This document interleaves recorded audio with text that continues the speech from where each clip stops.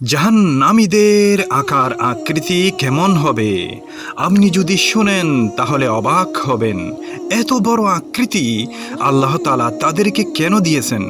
শুনুন, রাসূল সাল্লাল্লাহু আলাইহি ওয়াসাল্লাম বলেছেন, কিয়ামতের দিন কাফিরের দাঁত হবে উহুদ পাহাড় সম বড়, রান বা উরু হবে বাইজা পাহাড় সম বিশাল, এবং তার নিতস্ত দেশ হবে রাবাজার মতো।